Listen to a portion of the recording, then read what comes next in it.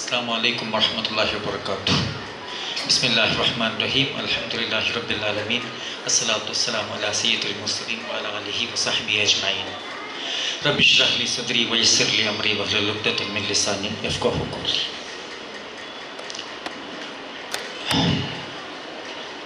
The unseen fruits of ಇಬಾದಾ. ಈ ಪುಸ್ತಕದ ಬಗ್ಗೆ ಕೇಳಿದ್ದೇನೆ ಮಾತ್ರ. ಈ ಪುಸ್ತಕದ ಒಂದು ಪುಟವನ್ನು ನಾನು ಓದಿಲ್ಲ. ಬಹುಶಃ ಒಂದೇ ಒಂದು ಪುಟ ಲೇಖಕಿಯ ಮಾತನ್ನು ಮಾತ್ರ ನಾನು ಈಗಷ್ಟೇ ಓದಿದ್ದೆ. ಈ ಕಾರ್ಯಕ್ರಮದ ಅಧ್ಯಕ್ಷತೆ ವಹಿಸಬೇಕು ಅಂದರೆ ಏನನ್ನು ಮಾತಾಡಬೇಕು ಅಂತ ನನಗೆ ಸತ್ಯಕ್ಕೂ ಗೊತ್ತಾಗ್ತಾ ಇಲ್ಲ. ಇವತ್ತು ನನ್ನನ್ನು ಇವರು ಈ ಕಾರ್ಯಕ್ರಮದ ಅಧ್ಯಕ್ಷತೆಗೆ ನಾನು ನಿಜವಾಗಿಯೂ ಅರ್ಹನಲ್ಲ. ಆಯ್ಕೆ ಮಾಡಿರುವುದರ ಹಿಂದಿರ ಕಾರಣ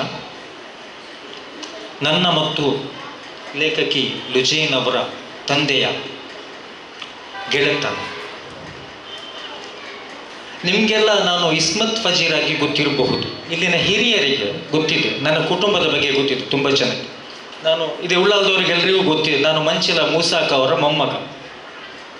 ನನ್ನ ಕುಟುಂಬ ಮತ್ತು ಇಬ್ರಾಹಿಂ ರಹಮತುಲ್ಲಾ ಅವರ ಕುಟುಂಬ, ಅವರು ಕುಟುಂಬ ಸ್ನೇಹಿತರು, ಬಹಳ ಆತ್ಮೀಯತೆ ಇತ್ತು ಅವರ ಮಧ್ಯೆ. ಆದರೆ ನನಗೆ ಮತ್ತು ಅವರಿಗೆ ಗೆಳೆತನವಾಗಿದ್ದು ಅವರು ಮರಣ ಹೊಂದುವುದರ ಅಲ್ಲಾಹನ ರಹಮತ್ತಿನಡೆಗೆ ಯಾತ್ರೆಯಾಗುವುದಕ್ಕಿಂತ ಒಂದು 2.5-3 ವರ್ಷಗಳ ಹಿಂದೆ ಅಷ್ಟೇ. ಅದು ಕೂಡ ಸೋಷಿಯಲ್ ಮೀಡಿಯಾದ ಮೂಲಕ. ಅವರನ್ನು ನಾನು ಕೊನೆಯವರೆಗೂ ಕರೀತಾ ಇದ್ದದ್ದು ಅಬೂ ಉಮರ್. ಅವರ ಸೋಷಿಯಲ್ ಮೀಡಿಯಾದಲ್ಲಿ ಅವರ ಹೆಸರು ಅಬೂ ಉಮರ್ ಅಂತೇಳಿತ್ತು. ನನ್ನನ್ನು ಅವರು ಕರೀತಾ ಇದ್ದದ್ದು ಅಬೂ ಶಹೀಮಾ ಅಂತೇಳಿ. ನನ್ನ ಹಿರಿಯ ಮಗಳ ಹೆಸರು ಅಬೂ ಶಹೀಮಾ ಅಂತೇಳಿ. ಅವರು ನಾನು ಸೂಫಿಸಮ್ನ ಬಗ್ಗೆ ಬಹಳ ಆಸಕ್ತಿ ಇರುವಂತಹ ವ್ಯಕ್ತಿ. ಅದರ ಹಿನ್ನೆಲೆಯಲ್ಲಿ ಸ್ವಲ್ಪ ಕೆಲಸ ಮಾಡಿದ್ದೇನೆ, ಮಾಡ್ತಾ ಇರ್ತೇನೆ. ಅಬೂ ಉಮರ್ ಅವರು ನನ್ನದೊಂದು ಮಾತು ಹೇಳ್ತಾ ಇದ್ರು, ನಿಮ್ಮ ಎಲ್ಲ ವಾದಗಳ ಜೊತೆಗೆ, ನಿಮ್ಮ ಎಲ್ಲ ಆಶಯಗಳ ಜೊತೆಗೆ ನನಗೆ ಸಹಮತ ಇಲ್ಲ,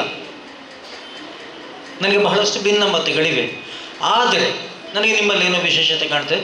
ನಾನು ನಿಮ್ಮನ್ನು ಪ್ರೀತಿಸ್ತೇನೆ, ಒಂದೇ ಒಂದು ಕಾರಣಕ್ಕಾಗಿ ನಾನು ನಿಮ್ಮನ್ನು ಪ್ರೀತಿಸ್ತೇನೆ, ಅಲ್ಲಾಹನಿಗಾಗಿ ಮಾತ್ರ ಅಂತೇಳಿ. ಅಲ್ಲಾಹನಿಗಾಗಿ ಮಾತ್ರ ನಾನು ನಿಮ್ಮನ್ನು ಪ್ರೀತಿಸ್ತೇನೆ ಅಂತೇಳಿ.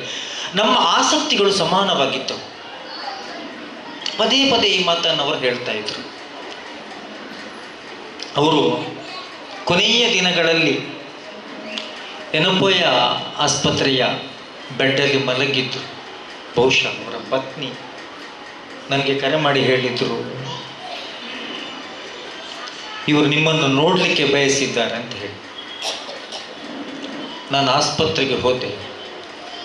ಆ ಮಹಾನುಭಾವ ಅವ್ರು ನನ್ನಲ್ಲಿ ಹೇಳಿದ್ದೇನಂತ ಹೇಳಿದ್ರೆ, ನನಗೆ ಜೀವನ ಖೈರಾಗಿದ್ದರೆ ಶಿಫಾ ನೀಡಲು ನೀವು ಪ್ರಾರ್ಥಿಸಿ, ಮರಣ ಖೈರಾಗಿದ್ದರೆ ಅಲ್ಲಾಹನು ಸಂಪೂರ್ಣ ಈಮಾನ್ನೊಂದಿಗೆ ನನ್ನ ರೂಹನ್ನು ಹಿಡೀಲಿಕ್ಕೆ ಪ್ರಾರ್ಥಿಸಿ ಅಂತೇಳಿ. ಆ ವ್ಯಕ್ತಿ ಮರಣಕ್ಕೆ ಕಿಂಚಿತ್ತೂ ಭಯಪಡ್ತಿರಲಿಲ್ಲ. ಅಲ್ಲಿಂದ ಹೊರಟು ಬರುವಾಗ ನಾನು, ಬಹುಶಃ ತಾಯಿಗೆ ನೆನಪಿರ್ಬೋದು, ಅಲ್ಲಿಂದ ಹೊರಟು ಬರುವಾಗ ನಾನು ಅವರ ಹಣೆಗೆ ಮುತ್ತಿಕಿದೆ, ಕಣ್ಣಲ್ಲಿ ಕಣ್ಣೀರು ಇಳಿತಾ ಇತ್ತು. ಮತ್ತೆ ಒಂದು ಕ್ಷಣವಲ್ಲಿ ನಾನು ನಿಲ್ಲಿಲ್ಲ, ಅಲ್ಲಿಂದ ಎದ್ದು ಬಂದೆ. ಅವರೊಳಗಿದ್ದಂತಹ ಶಕ್ತಿ ಅಪಾರವಾದದ್ದು. ಅವರ ಓದು, ಈಗಾಗಲೇ ಕುಕ್ಕಿಲರ್ ಹೇಳಿದಾಗೆ ಅವರ ಓದಿನ ಶಕ್ತಿ ಅಪಾರವಾದದ್ದು. ನಾವೆಲ್ಲ ಕೆಲವೊಮ್ಮೆ ಫೋನ್ ಮಾಡಿದರೆ 2 ಗಂಟೆಗಳ ಕಾಲ ಮಾತಾಡಿದ್ದು ಇದೆ. ಎಷ್ಟು ಮಾತಾಡಿದರೂ ಕೂಡ ನನಗೇನು ಬೋರ್ ಅನಿಸ್ತಾ ಇರಲಿಲ್ಲ ಅವರ ಮಾತುಗಳು, ಅಷ್ಟು ವಿದ್ವತ್ತಿತ್ತು. ಈಗಾಗಲೇ ಕುಕ್ಕಿಲರ್ ಹೇಳಿದಾಗೆ ಒಂದು ವಿಷಯವನ್ನು ತೆಗೆದುಕೊಂಡು ಅದರ ವಿವಿಧ ಮಗ್ಗುಲುಗಳ ಬಗ್ಗೆ, ವಿವಿಧ ಸಾಧ್ಯ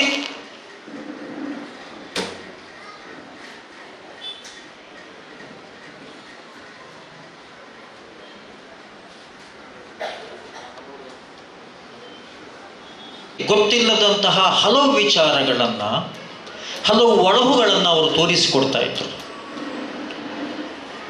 ಅಂತಹ ಮಹಾನುಭಾವನಿಗಾಗಿ ನಾವೆಲ್ಲರೂ ಪ್ರಾರ್ಥಿಸಬೇಕು. ಈ ವೇದಿಕೆಯಲ್ಲಿ ನಿಂತುಕೊಂಡು ನಾವೆಲ್ಲರೂ ಅವರನ್ನು ಸ್ಮರಿಸಿದ್ದೇವೆ. ಅಲ್ಲಾಹನು ಅವರ ಕಬ್ರ್ ಜೀವನವನ್ನು ಮತ್ತು ಪಾರಲೌಕಿಕ ಬದುಕನ್ನು ಸುಖಮಯಗೊಳಿಸಲಿ. ಅವರ ಕಬರನ್ನು ಅಲ್ಲಾಹನು ಸ್ವರ್ಗೋದ್ಯಾನ ಮಾಡಲಿ. ಅವರ ಪುತ್ರಿ ಲುಜೈನ್, ನನಗೆ ಬಹುಶಃ ಅವರ ಹೆಸರು ಕೂಡ ಗೊತ್ತಿರಲಿಲ್ಲ. ನಾನು ಆಸ್ಪತ್ರೆಗೆ ಹೋದಾಗ ಅವರಿದ್ದದ್ದು, ಅವರ ಬೇರೆ ಸಹೋದರಿ ಇದ್ದದ್ದು ನನಗೆ ಗೊತ್ತಿಲ್ಲ. ನನಗೆ ಆಗ ಮುಖ ನೋಡಿದ್ದು, ಈಗ ಮುಖ ಕಾಣೋದಿಲ್ಲ.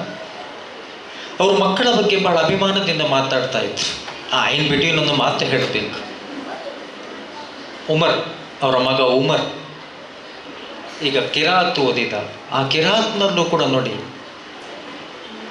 ಆ ಹುಡುಗ ಕಿರಾತ್ನಲ್ಲಿ ಓದಿದ ಸೂಕ್ತಗಳೇನಿವೆ, ಆಯತ್ಗಳೇನಿವೆ, ಅದು ಕೂಡ ಹೆತ್ತವರ ಮಹತ್ವವನ್ನು ತಿಳಿಸುವಂತಹ ಆಯತ್ಗಳನ್ನೇ ಆ ಹುಡುಗ ಓದಿದ. ಆ ಮಟ್ಟದಲ್ಲಿ, ಆ ರೀತಿಯಲ್ಲಿ ಮಕ್ಕಳನ್ನು ಅವರು ಬೆಳೆಸಿದ್ರು. ದುರದೃಷ್ಟವಶಾತ್ ಮಾಡದ ತಪ್ಪಿಗೆ ಅವರ ಪುತ್ರ, ಪ್ರತಿಭಾವಂತ ಹುಡುಗ, ಇವತ್ತು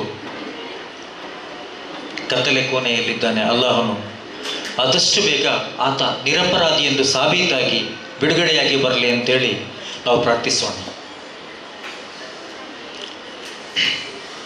ಅನ್ಸೀನ್ ಫ್ರೂಟ್ ಆಫ್ ಇಬಾದ, ಈ ಪುಸ್ತಕವನ್ನು ನಾನು ಓದಿಲ್ಲ ಅಂತೇಳಿ ಹೇಳ್ತೇನೆ. ಆದರೆ ಅಲ್ಲಾಹನು ಪವಿತ್ರ ಕುರ್ಆನ್ನ ಸೂರ ರಹ್ಮಾನ್ನಲ್ಲಿ ಪದೇ ಪದೇ ಕೇಳುತ್ತಾನೆ, ಫಬಿ ಅಯ್ಯಿ ಆಲಾಇ ರಬ್ಬಿಕುಮಾ ತುಕದ್ದಿಬಾನ್,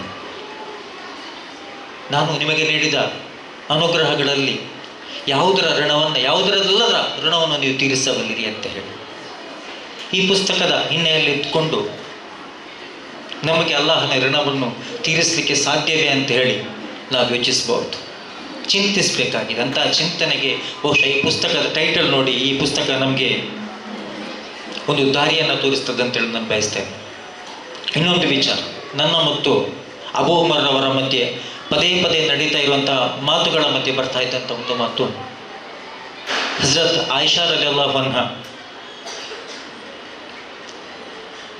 ನನ್ನ ಪ್ರಾಣ ಪ್ರವಾದಿ ಸಲ್ಲಲ್ಲಾಹು ಅಲೈಹಿ ವಸಲ್ಲಂ ಅವರು ರಾತ್ರಿ ಇಡೀ ಇಬಾದತ್ ಮಾಡ್ತಾ ಇರುವಾಗ ನಿಂತು ನಮಾಜ್ ಮಾಡಿ ಅವರ ಕಾಲು ಬಾವು ಬಂದಿತ್ತು, ಕಣ್ಣಲ್ಲಿ ನೀರುಗಳು ಇಳಿತಾ ಇತ್ತು, ಕಣ್ಣು ಒಣಗಿತ್ತು. ಆ ಸಂದರ್ಭದಲ್ಲಿ ಆಯಿಷಾ ರಲಿಯಲ್ಲಾಹು ಅನ್ಹಾ ಅವರು ಕೇಳ್ತಾರೆ, ನೀವು ಅಲ್ಲಾಹನ ರಸೂಲರಲ್ಲ, ನೀವು ಯಾಕೆ ಇಷ್ಟೆಲ್ಲ ಕಷ್ಟಪಡಬೇಕು ಅಂತೇಳಿ?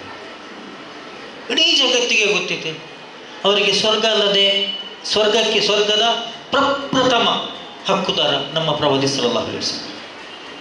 ಆಗಲೂ ಕೂಡ ಆ ಸಂದರ್ಭದಲ್ಲಿ ರಸೂಲ್ ಸಲ್ಲಲ್ಲಾಹು ಅಲೈಹಿ ವಸಲ್ಲಂ ಆಯಿಷಾ ಬಿಯವರ ಬಳಿ ಹೇಳ್ತಾರೆ, ಅಫಲಾ ಅಕೂನ ಅಬ್ದನ್ ಶಕೂರ್ ಆಯಿಷಾ, ನಾನು ನನ್ನ ಅಲ್ಲಾಹನಿಗೆ ಶುಕುರ್ ಹೇಳುವಂಥ ಒಬ್ಬ ದಾಸನಾಗಬೇಡವೆ ಅಂತೇಳಿ. ಫಬಿ ಅಯ್ಯಿ ಆಲಾಹಿ ರಬ್ಬಿಕುಮಾ ತುಕದ್ದಿಬಾನ್, ಅಲ್ಲಾಹನು ನಮ್ಮಲ್ಲಿ ಕೇಳುವ ಪ್ರಶ್ನೆ ಇದನ್ನು, ಮತ್ತು ರಸೂಲ್ ಸಲ್ಲಲ್ಲಾಹು ಅಲೈಹಿ ವಸಲ್ಲಂ ಆಯಿಷಾ ಬೀವಿಯಲ್ಲಿ ಕೇಳುವ ಪ್ರಶ್ನೆ, ಇದು ಸಂಪೂರ್ಣ ಮನುಕುಲಕ್ಕೆ ಕೇಳುವ ಪ್ರಶ್ನೆ. ಈ ನಿಟ್ಟಿನಲ್ಲಿ, ಈ ಹಿನ್ನೆಲೆಯಲ್ಲಿ ನಾವು ಈ ಪುಸ್ತಕವನ್ನು ಅರ್ಥೈಸ್ಬೋದು ಅಂತೇಳಿ ನಾನು ಹೇಳಲಿಕ್ಕೆ ಬಯಸ್ತೇನೆ. ಓದಿಲ್ಲ, ಈ ಪುಸ್ತಕ ಯಶಸ್ಸು ಕಾಣಲಿ. ಈಗಾಗಲೇ ಹೇಳಿದಂತೆ ಈ ಪುಸ್ತಕದ ಕನ್ನಡ ಅವತರಣಿಕೆ ಬರಲಿ. ಇದು ನಮಗೆಲ್ಲ ದಾರಿದೀಪವಾಗಲಿ ಮತ್ತು ಲೇಖಕಿಯಿಂದ ಇನ್ನಷ್ಟು ಉತ್ತಮೋತ್ತಮ ಕೃತಿ ಸರಣಿಗಳು ಬರಲಿ. ಈ ಲೇಖಕಿ ಸಮಾಜದ ಕಣ್ಣಾಗಲಿ, ಸಮಾಜದ ಬೆಳಕಾಗಲಿ ಅಂತ ಹೇಳಿ ಹಾರೈಸುತ್ತಾ ನನ್ನ ಮಾತುಗಳಿಗೆ ಕೊನೆ ಹಾಡುತ್ತೇನೆ. ವಾಹಿರ್ ದಾವಾನ ಅಲ್ಹಮ್ದುಲಿಲ್ಲಾಹಿ ರಬ್ಬಿಲ್ ಆಲಮೀನ್.